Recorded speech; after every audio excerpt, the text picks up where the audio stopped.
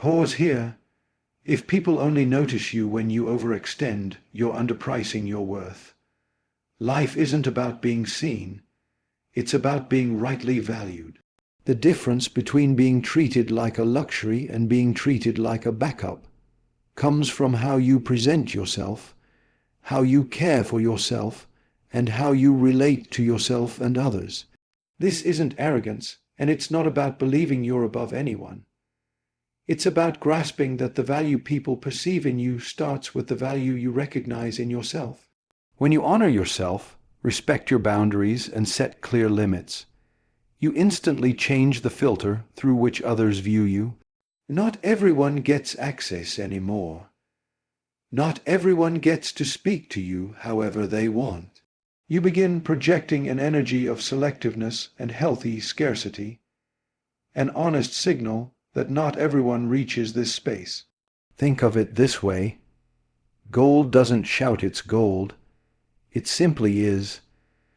The same thing happens when you live these principles. The first key is simple. Don't be constantly available. In the psychology of relationships, a common mistake is confusing kindness with unlimited access. When you always say yes, when you stop your plans to match someone else's, you're sending an unspoken message. My time is negotiable, yours isn't. The mind naturally undervalues what demands no effort or weight. What's always within reach loses shine and mystery, and it stops feeling special. This isn't about playing hard to get or manipulating people. It's about respecting that your time is finite, and, like any limited resource, it's worth more when it's not handed out without care. Spacing your availability isn't punishment, it's honoring your life. You don't need to live glued to your phone, reply instantly, or cancel plans because someone shows up with a last-minute ask. People who guard their calendar and say no when needed send a clear signal. What I do with my time matters. That stance earns respect and sparks interest, because scarcity activates pursuit. If you're always there, you blend into the background. If you're not always there, you become rare. Selective presence works like luxury goods. They aren't on every corner, they aren't offered without curation, and not everyone gets them. That sense of exclusivity isn't fake. It's a natural effect of having a full life, projects, passions, and rest. When others must make an effort to see you, they value the time more. And the value shift isn't only external. You start seeing yourself differently too. Social psychology calls this the scarcity effect. The harder something is to access, the more it's desired. This doesn't mean coldness or absurd barriers. It means placing your well-being ahead of the urge to please.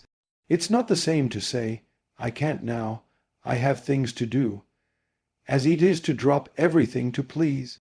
The first signals solidity, the second dependency, and dependency isn't attractive. If you don't value your time, why would others? Each unguarded yes lowers your perceived worth. The aim isn't to become unreachable. It's to find a healthy balance between giving and keeping space for yourself. The silent message is firm. My time isn't cheap, and if I share it, it's because I truly want to, not because I have nothing better to do. The second key follows naturally. Take care with your presentation. Your image is your first card on the table, and the brain processes what it sees before it weighs what it hears. In seconds, an impression forms and can be difficult to reverse. This isn't about pricey labels or chasing trends. It's about sending a clean signal of self, care, coherence, and respect. A clean, pressed shirt, a tidy hairstyle, and a subtle scent speak before you open your mouth. People who are perceived as high value don't neglect details. Clean shoes, unwrinkled clothes, and intentional accessories aren't vanity. They're quiet signs that say, I respect myself, and I respect the person looking at me. You're not spending a fortune, you're investing attention. A gentle fragrance, a sincere smile, and upright posture lift your presence without a word. When you project care from the start, everything you say lands through a filter of trust and value. That first detail opens the door for others to want to know more. Caring for your presentation is more than aesthetic. It broadcasts that you matter to you, and that draws people in because the mind links self-care with strong self-esteem and emotional steadiness. Your nonverbal message carries weight. I value myself and expect the same from you. Luxury doesn't mean flawless, it means consistent. A great haircut won't redeem neglected details. Real elegance and pull come not from flash but from coherence. A steady gaze, an aligned walk, a calm rhythm. Every cue can either reinforce your value or erode it. The difference lies in intention and care in how you show up. The third key is to be selective with your environment. The company you keep acts like a mirror through which others interpret who you are. If you surround yourself with people who are careless with respect, easily negative, or indifferent to growth, that fog will hang over you. This isn't elitism, it's social psychology. We're mentally linked to what surrounds us. If you want to be perceived as high value, move in circles that reflect and amplify that value. Choosing who gets your time is a form of self-respect. It recognizes your energy is limited and should not be drained by people who don't add or worse, subtract. This choice sends a loud message. Access to me is earned, not assumed. That doesn't mean judging or looking down on anyone. It means prioritizing wisely. Place yourself near admirable, inspiring people with firm values, and your own perception rises. Value spreads by contact. It multiplies when you're challenged to improve. Friendships and relationships that stretch you are luxuries in themselves. On the other hand, if anyone can enter your life and stay without meeting minimum standards of respect, reciprocity, and mutual admiration, your image wears down. Without filters, your time and energy are divided indiscriminately, and what's spread too thin stops being special. A luxury isn't found in any market stall.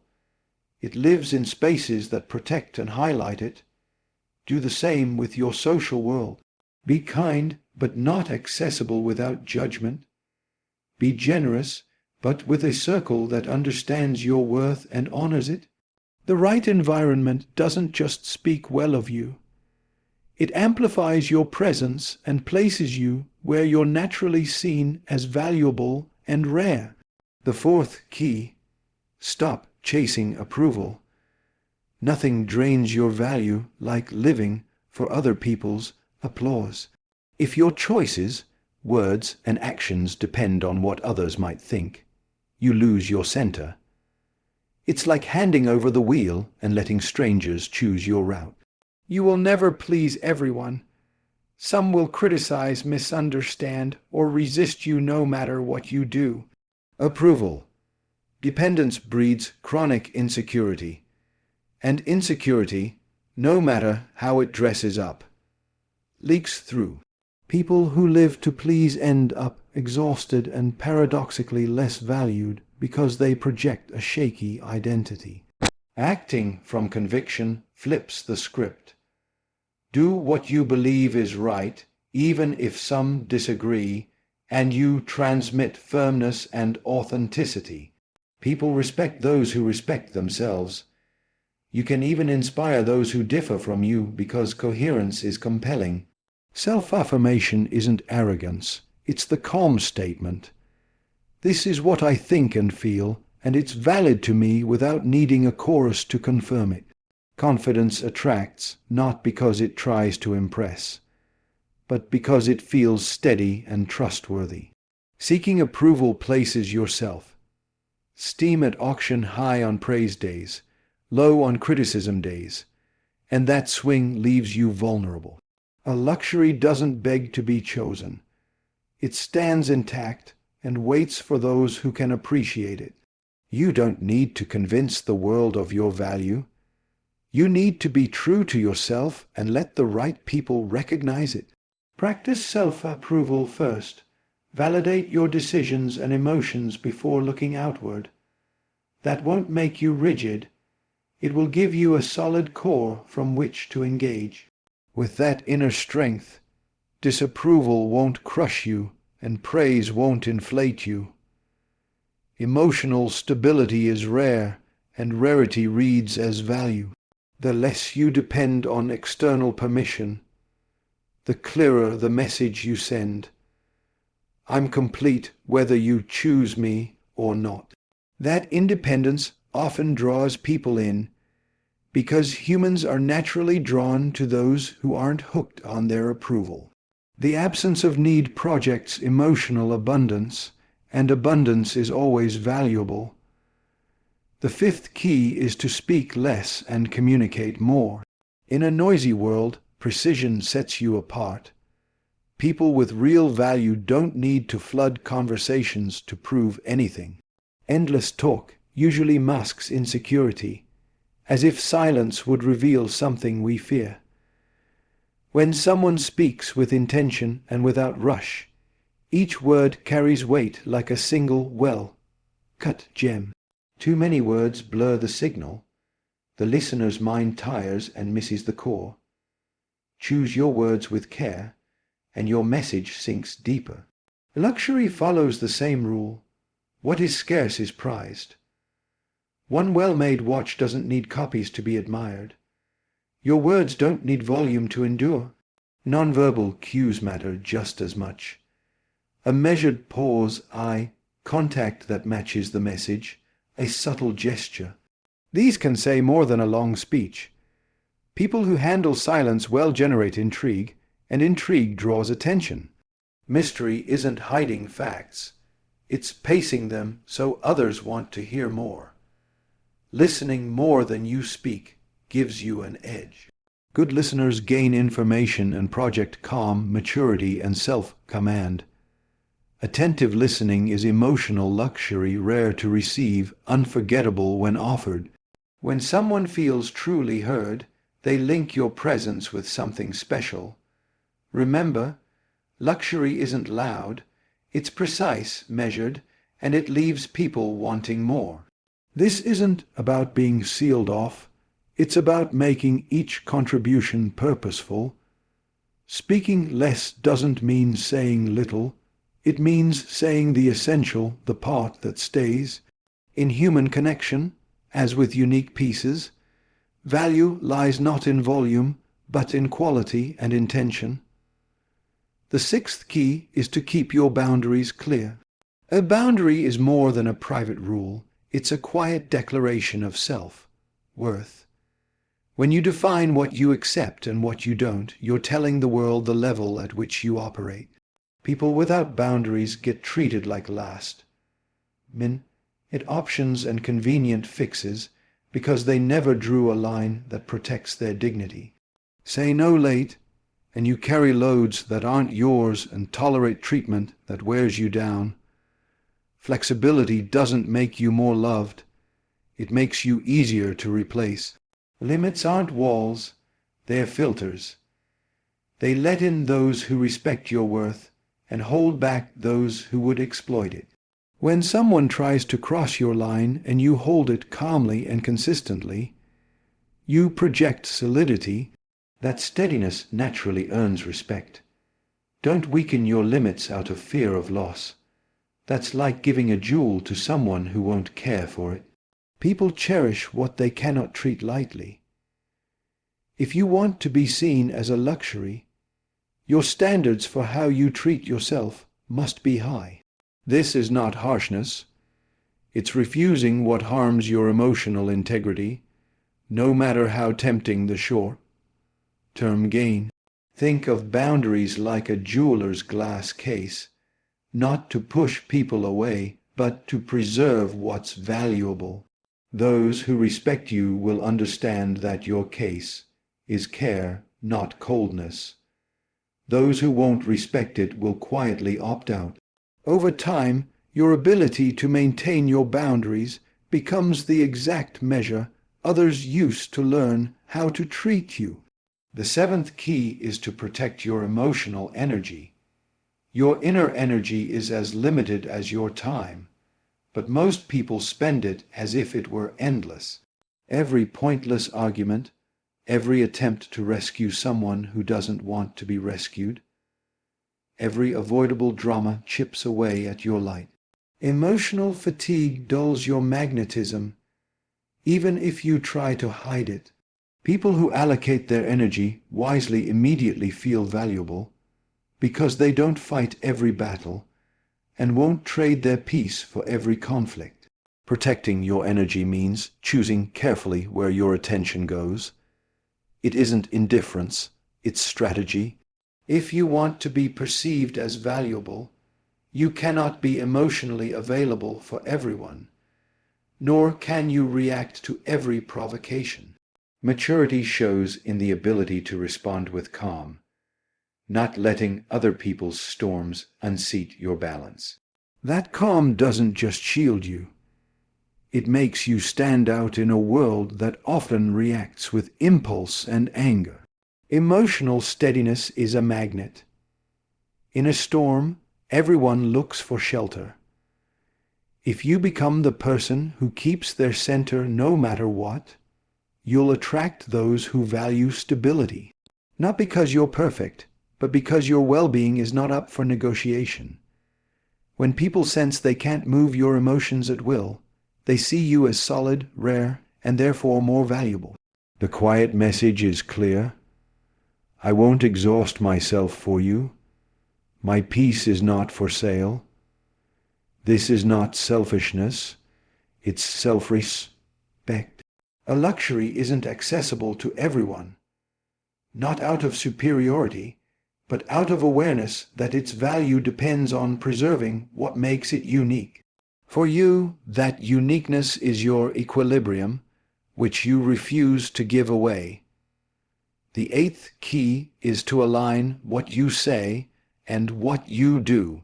Inconsistency quietly destroys personal appeal. You can have charm and talent, but if people notice your promises don't match your delivery, your credibility crumbles.